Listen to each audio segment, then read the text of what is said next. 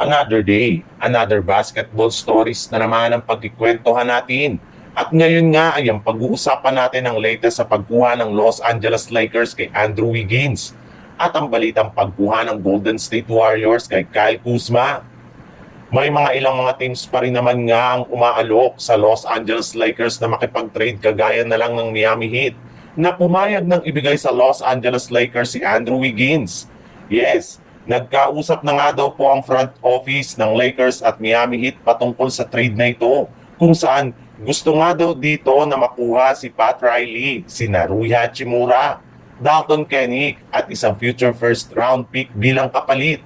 Ngunit kahit man nga daw nagkakaengganyo ang ganitong klaseng offer ng Miami Heat sa kagustuhan ng Lakers na makuha si Wiggins ngayong araw, ay tinanggihan pa rin nga ito ng kanilang general manager na si Rob Pelinka dahil masyado nga sila ditong nalulugi sa dami ng mga mawawala sa kanilang lineup.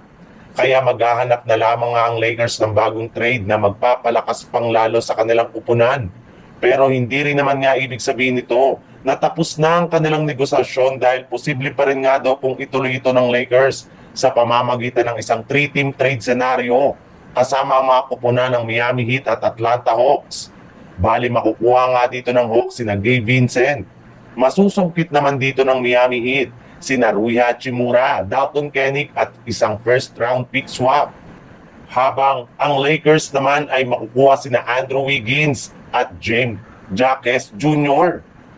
Sa ibang balita naman, umabot na nga sa ika-10 araw ng free agency ngunit hanggang ngayon, wala pa rin nagagawa ni isa mang move ang Golden State Warriors na siyang ikinagagalit na ng sobra ng kanilang mga fans at ng ilang mga analyst. Ayon nga sa mga ito, hindi nga daw po magiging sapat ang kasalukuyang lineup ngayon ng Golden State Warriors para makapag-compete sila sa kampyonato next season. Pero hindi rin naman nga daw po dapat mag-alala ang mga fans kung wala pang nagagawang move ang kanilang team.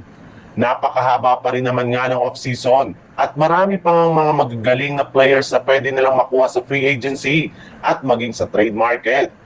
At isa nga sa mga malalaking pangalan na nakadikit sa kanila ngayon ay si Kyle Kuzma mula sa Milwaukee Bucks. Ayon nga sa ibinulgar na balita ng isang NBA insider, interesado na nga daw po ang Milwaukee Bucks na kunin na sa isang trade si Jonathan Kuminga kung saan balak nga nila ditong gawing offer o kapalit si Kyle Kuzma. Kaya dahil nga dyan ay posibleng magkaroon ng Warriors at ang Bucks ng negosasyon sa mga susunod na araw. At kapag nagkasundo nga silang dalawa ay mukhang eto na nga ang kauna-unahang move na gagawin ng GSW ngayong off-season.